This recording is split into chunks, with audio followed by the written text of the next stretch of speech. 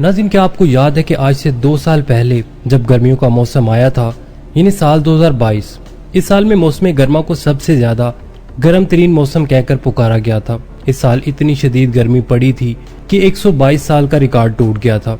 लेकिन फिर आई 2023 की गर्मियां। 2023 में गर्मियों का मौसम इतना जलता हुआ गर्म था कि साइंसदानों ने कहा कि पिछले 2000 साल का ये इस जमीन पर सबसे गर्म तरीन मौसम था। 3 people are dead after days of heavy rain in southern Brazil and more than 100 are missing. लेकिन नाज़रीन, फिर हम आते हैं 2024 में। नाज़रीन, पिछले 11 महीने इस जमीन पर रिकॉर्डेड गर्मी रह चुकी है। गर्मियों के मामले में आज जिस तपती गर्मी को आप सह रहे हैं, ये नॉर्मल नहीं है। और नाज़रीन, आप अकेले भी नहीं इस गर्मी को बर्दाश्त करने वाले। इस जून के महीने में पूरे एशिया में ऐसी रिकॉर्डेड ब्रेकिंग हीट वेव्स देखी गई हैं कि जिसने पूरे एशिया को हिला कर रख दिया है। पाकिस्तान के मुख्तलिफ इलाकों में दर्जा हरारत 48 डिग्री तक क्रॉस कर गया था। इंडिया के कई इलाकों में जंगलात में आग भी लगी। नाज़रीन, इसके साथ साथ इंडिया और पाकिस्तान में हीट वेव्स की वार्निंग दी जा रही है। इन सब के पीछे एक सीधी वजह है ग्लोबल वार्मिंग और क्लाइमेट चेंज। नाज़रीन, इंडिया और पाकिस्तान का खिता अपने मौसमी लिहाज से दुनिया का खतरनाक तरीन खिता बनने जा रहा है। इस खिते में ऐसे मौसमियाती चैलेंजेस रूनुमा होने वाले हैं कि जिन्हें देखकर पूरी दुनिया इस खिते के हाल से इबरत पकड़ेगी। नाज़रीन, आलमी माहिरीन की रिपोर्ट्स के मुताबिक आने वाले 25 से 40 सालों के दरमियान इंडिया और पाकिस्तान के 80% इलाके इंसानी रहायश के काबिल नहीं रहेंगे। अगर इंसान ने अपनी कोताहियों और बर्बादियों का सिलसिला यूं ही जारी रखा तो नाज़रीन, ये वक्त उससे पहले भी आ सकता है। और ये खिता जो पूरी दुनिया का सबसे ज्यादा गुंजान आबाद खिता है, यही सबसे ज्यादा वीरान और खतरनाक इलाका बन जाएगा।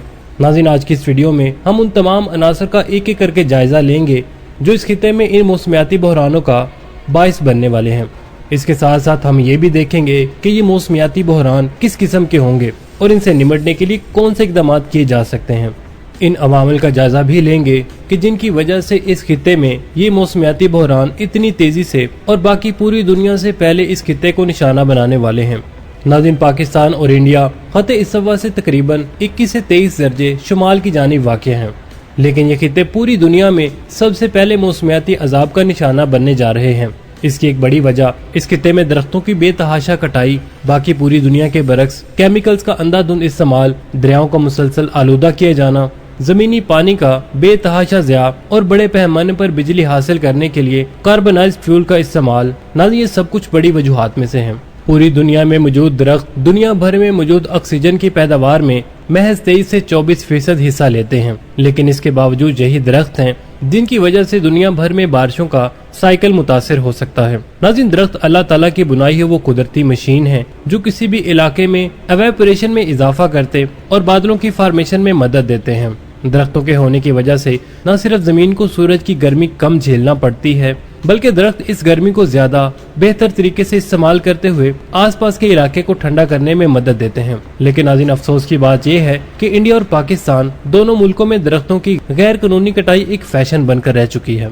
और नाज़रीन, खास तौर पर पाकिस्तान में हुकूमती रिट ना होने की वजह से और बड़े बड़े और ऊंचे तबकात में सरायत करदा करप्शन और लाकानूनियत की वजह से ये दरख्त काटने वाले गिरोह मजीद से मजीद ताकतवर होते चले जा रहे हैं। नाज़रीन, महज 100 साल पहले तक ये इलाका दुनिया भर में सबसे ज्यादा हसीन समझा जाता था। उस वक्त भी गर्मी काफी शदीद हुआ करती थी, लेकिन आज की तरह ये नाकाबिले बर्दाश्त गर्मी ऐसी पहले कभी भी नहीं थी। नाज़रीन, अगर इस खित्ते के पुराने रिकॉर्ड्स निकाल कर देखे जाएं तो तकरीबन हर साल औसतन इस खित्ते के दर्जा हरारत में महज 24 से आधा डिग्री सेंटीग्रेड इजाफा होता था, जिसे इस तरह से ना तो महसूस किया जाता था और न ही दरख्तों की ज्यादती की वजह से इस गर्मी पर वावेला होता था।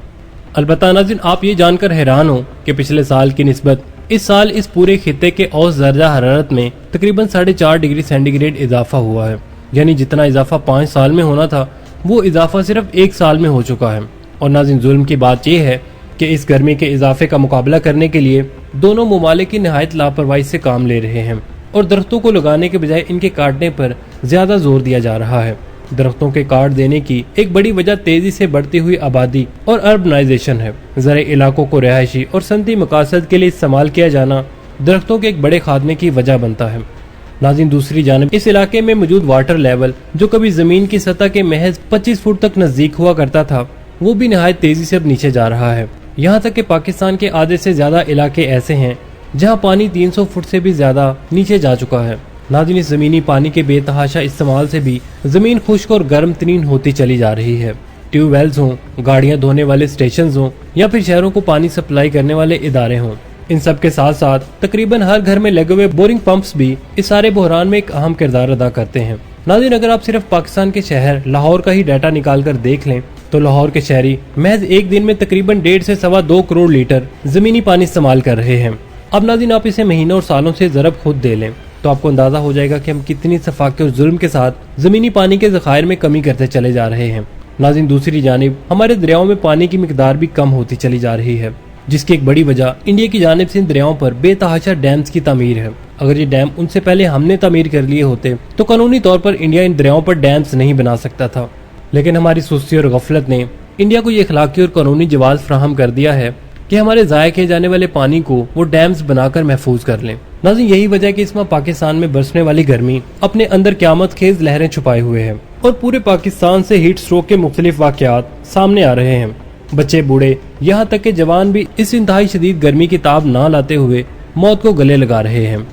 नाज़रीन, ज़रूरत इस बात की है कि अवामी सतह पर यह शऊर पैदा किया जाए कि पानी का कम अज़ कम इस्तेमाल कैसे किया जा सके और एक बार के इस्तेमाल शुदा पानी को किन किन कामों में दोबारा इस्तेमाल किया जा सकता है, जैसा कि नहाने के दौरान इस्तेमाल शुदा पानी को और सब्जियां और बर्तन धोने के दौरान इस्तेमाल होने वाले पानी को बागबानी और सफाई के मकासद के लिए भी इस्तेमाल किया जा सकता है, जबकि इन दोनों कामों के दौरान इस्तेमाल शुदा पानी की मिकदार भी कम किए जाने की जरूरत है।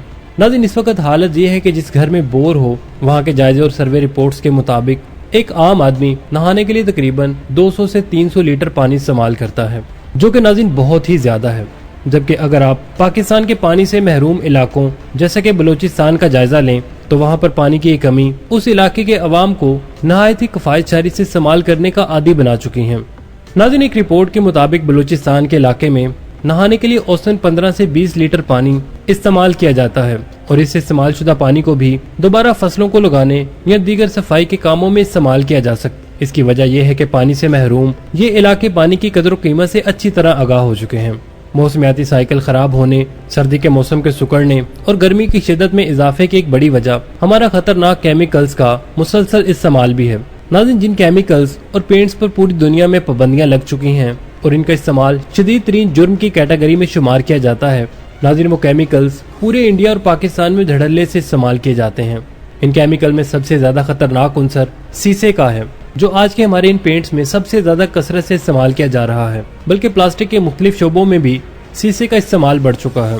नाज़रीन, जबकि इसके इस्तेमाल पर पूरी दुनिया में पाबंदी लगाई जा चुकी है। शीशा इतना खतरनाक केमिकल है कि अगर इसके चंद माइक्रोग्राम यानी 1 ग्राम का लाखवां हिस्सा भी हमारे जिस्म में दाखिल हो जाए तो न सिर्फ ये हमारे जिस्म के अंदर जोड़ों में जहर पैदा करने का काम करेगा, बल्कि हमारी दिमागी कारकर्दगी को भी मुतासिर करता है और इसके साथ साथ हमारी जहानत को कम कर देता है। यानी नाज़रीन, ये वो जहर है जो न सिर्फ हमारी हड्डियों और फेफड़ों पर असर अंदाज होता है, बल्कि हमारे दिमाग के काम करने की सलाहियत को भी आहिस्ता आहिस्ता खत्म करता रहता है। इस हवाले से हुकूमत को सख्त और बेरहम किस्म के इकदाम करने चाहिए। ये याद रखिए कि अगर ये मुल्क बाकी रहा और यहाँ पर रहने वाले लोग बाकी रहे तभी सब खुशहाल रह सकेंगे, वरना किसी के खुशहाल रहने की कोई गारंटी नहीं दी जा सकती। नाज़रीन, आप क्या समझते हैं कि इस गर्मी को रोकने के लिए हमें कौन कौन से इकदाम करने चाहिए? कमेंट सेक्शन में हमें ज़रूर बताइएगा। नाज़रीन, अब तक के लिए सिर्फ इतना ही। उम्मीद है आपको हमारी आज की वीडियो पसंद आई होगी। मिलते एक नई मालूमाती वीडियो के साथ, तब तक के लिए आमिर सुहेल को इजाज़त दीजिए। अल्लाह निगहबान।